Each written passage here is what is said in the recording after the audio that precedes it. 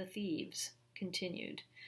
Vanni's rage mounts to the point where he hurls an ultimate obscenity at God, and the serpents immediately swarm over him, driving him off in great pain.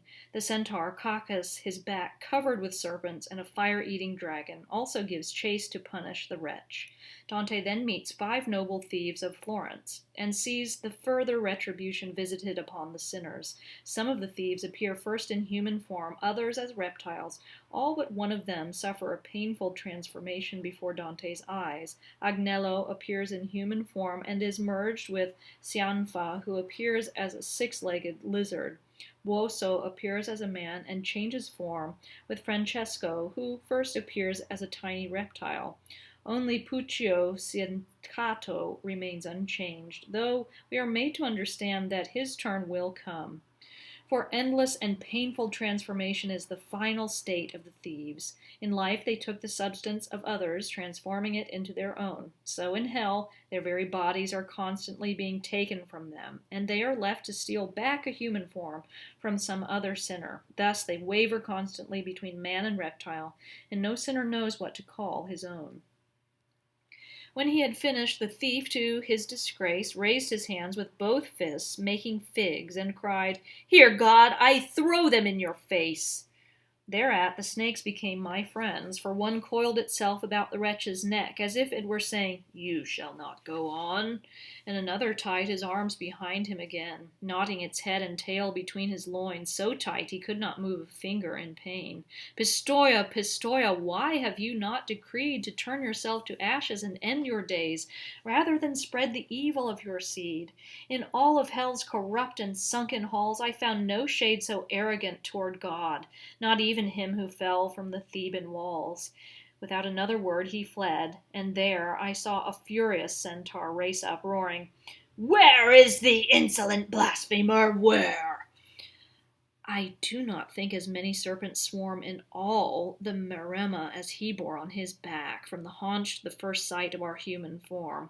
Upon his shoulders, just behind his head, a snorting dragon, whose hot breath set fire to all it touched, lay with its wings outspread. My guide said, "That is Cacus. Time and again, in the shadow of Mount Aventine, he made a lake of blood upon the Roman plain.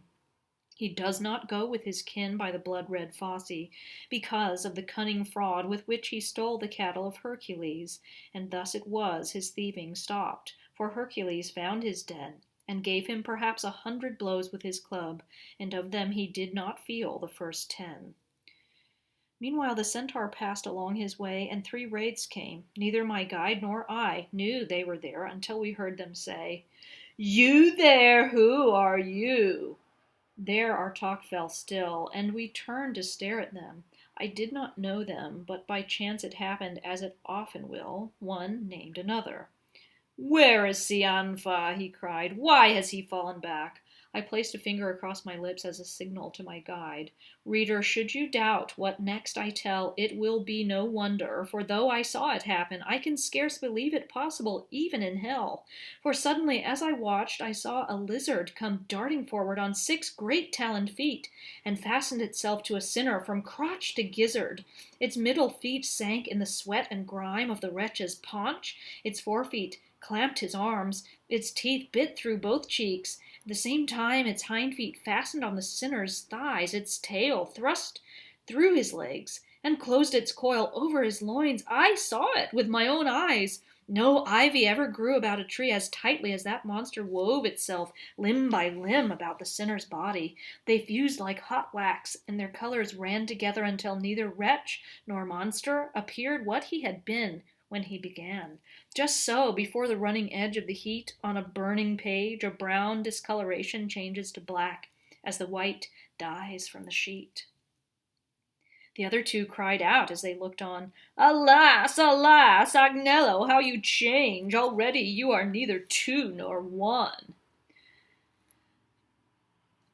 The 2 heads had already blurred and blended. Now 2 new semblances appeared and faded, one face where neither face began nor ended. From the four upper limbs of man and beast 2 arms were made, then members, never seen, grew from the thighs and legs, belly and breast. Their former likenesses mottled and sank to something that was both of them and neither, and so transformed it slowly left our bank.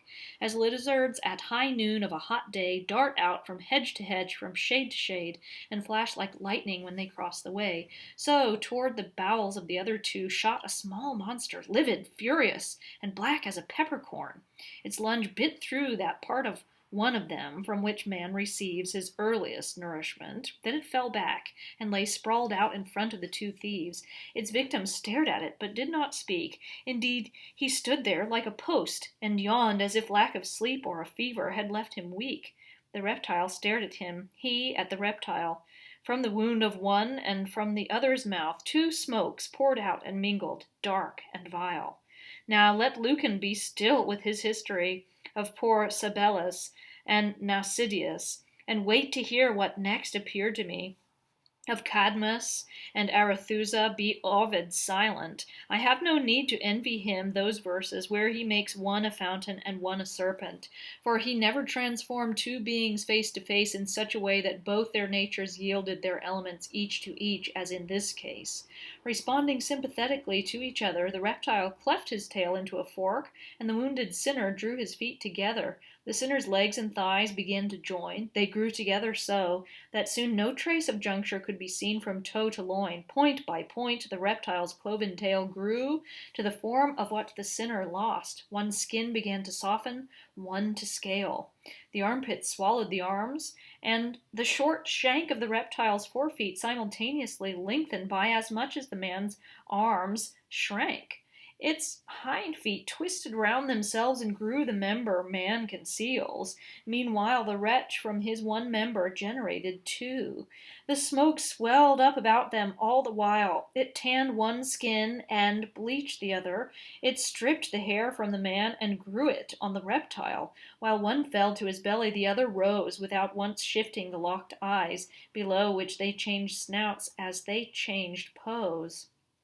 The face of the standing one drew up and in toward the temples, and from the excess matter that gathered there, ears grew from the smooth skin, while of the matter left below the eyes, the excess became a nose, at the same time forming the lips to an appropriate size.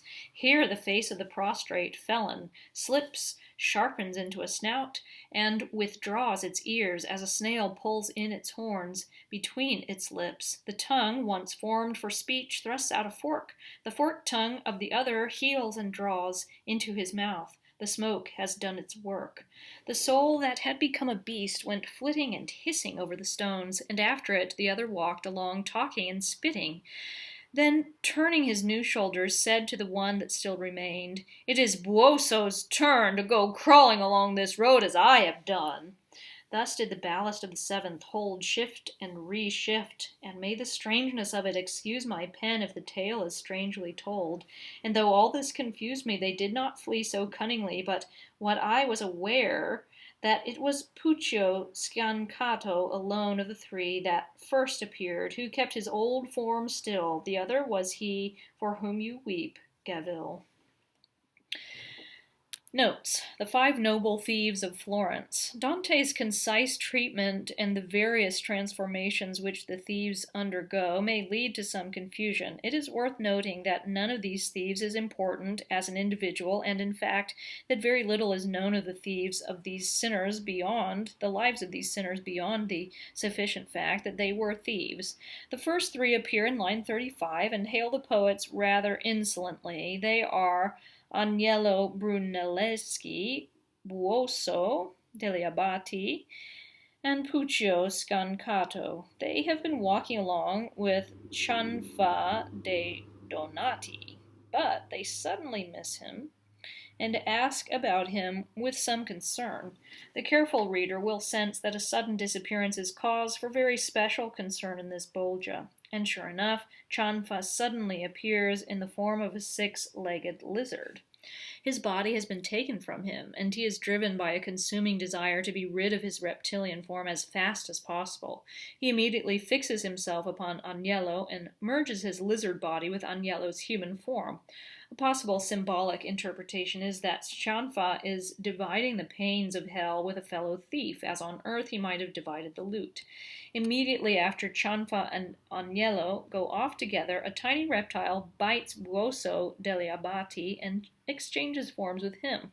The reptile is Francesco de Cavalcanti. Here, the symbolism is obvious. The thieves must steal from one another the very shapes in which they appear. Thus, only Puccio Ciancato is left, unchanged for the time being.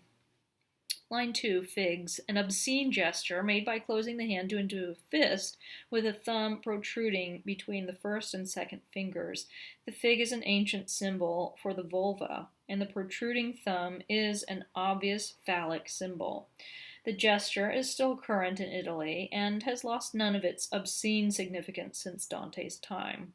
25. Cacus, the son of Vulcan. He lived in a cave at the foot of Mount Aventine, from which he raided the herds of the cattle of Hercules, which pastured on the Roman plain. Hercules clubbed him to death for his thievery, beating him in rage long after he was dead. Cacus is condemned to the lower pit for his greater crime, instead of guarding Phlegethon with his brother centaurs. Virgil, however, did not describe him as a centaur. Dante's interpretation of him is probably based on the fact that Virgil referred to him as half-human. 82. That part, the navel. 91 and following, let Lucan be still, etc. In Pharsalia, Lucan relates how Sabellus and Nausidius, two soldiers of the army Cato led across the Libyan desert, were bitten by monsters. Sabellus melted into a puddle, and Nausidius swelled until he popped his coat of mail. In his Metamorphosis, Ovid wrote how Cadmus was changed into a serpent, and how Arethusa was changed into a fountain. Dante cites these cases obviously that he may boast of how much better he is going to handle the whole matter of transformation. The master knows his own mastery and sees no real point in being modest about it. 146. He for whom you weep, Gavil. Francesco de Cavalcanti, he was killed by the people of Gavil, a village in the valley of the Arno. His kinsmen rallied immediately to avenge his death, and many of the townsmen of Gavil were killed in the resulting feud.